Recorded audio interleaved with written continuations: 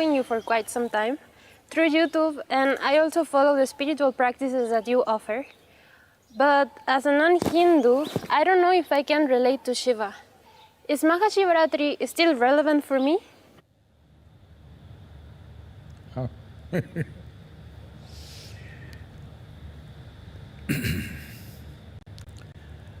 Mahashivratri is of significance because of the planetary situation.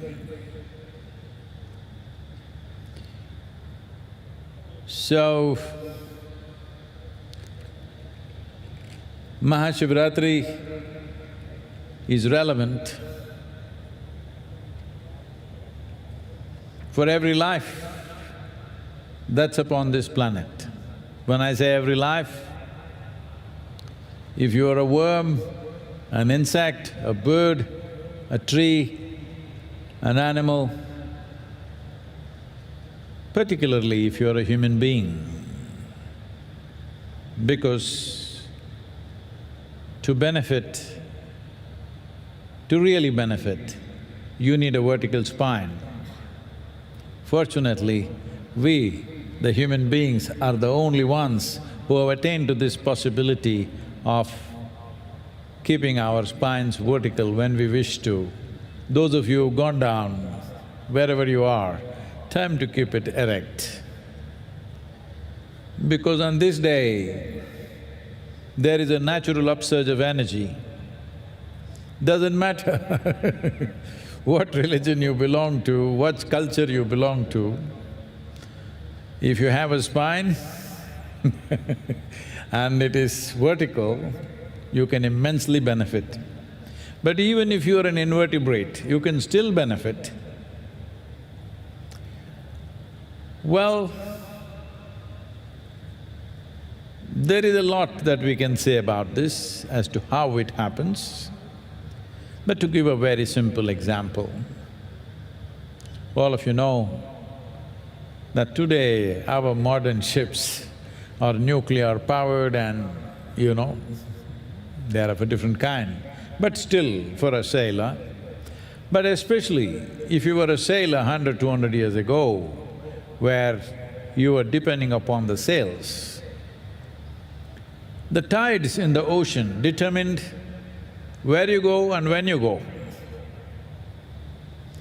Tides essentially means because either of full moon or because of new moon. Those 2 to 3 days, the entire ocean rises. Millions of trillions of tons of water rises. You must know this, 96.5% of water on the planet is in the oceans, and it rises significantly on that day, on those few days rather. This is also one of those days. So all the fluids in the world are rising. When the ocean can rise, yourself, wherever you are from, whatever culture you are, whatever you believe or disbelieve, your body is nearly 2/3 water. When the ocean can rise, do you believe the water in you doesn't rise? Is it possible because you're not born in India, it is not rising for you? It does. Anyway, it does. If you are conscious, you can make use of it for your well-being. Of the 12 to 13 Shivaratris that appear in a calendar year, this is called Mahashivratri in the month of Magha, where it has maximum impact on the system, simply because of the tilt and the position of the planet in relationship both with the moon and particularly with the sun.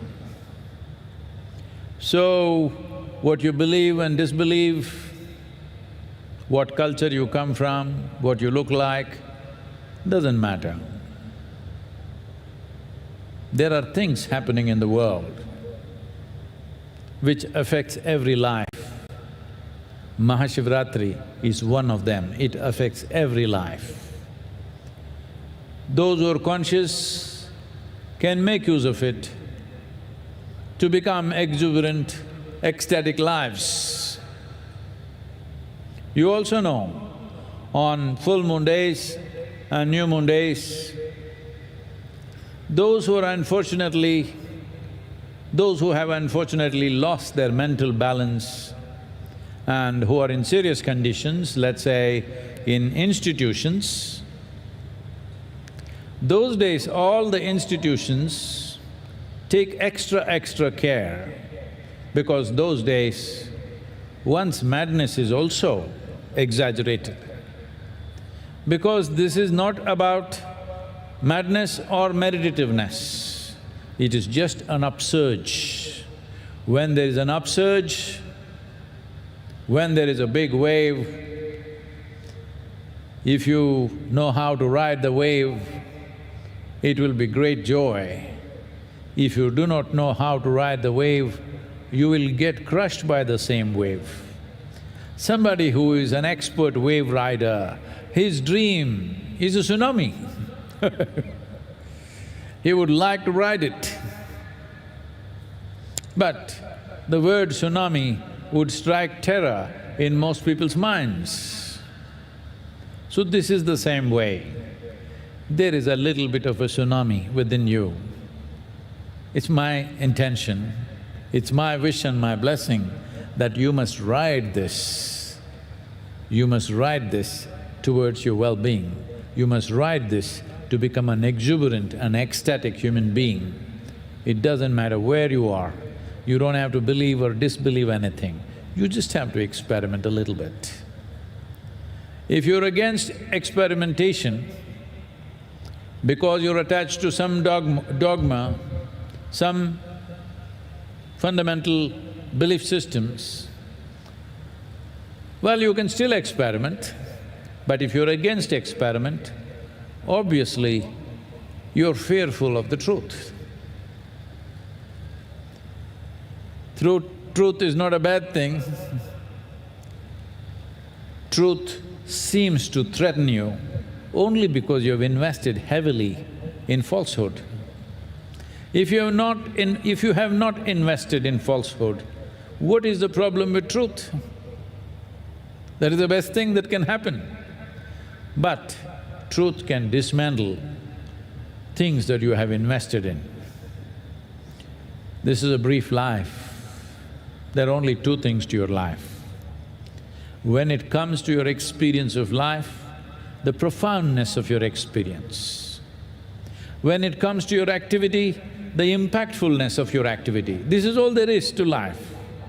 Rest is all nonsense made up in your head of wealth and fame and this and that. This is all in your head. There are only two things, profoundness of experience and impactfulness of action.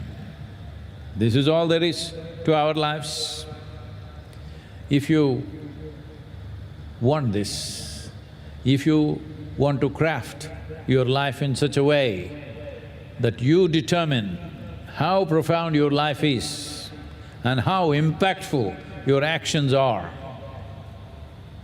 then you must make use of these forces. You must learn to ride the tsunami of Mahashivratri.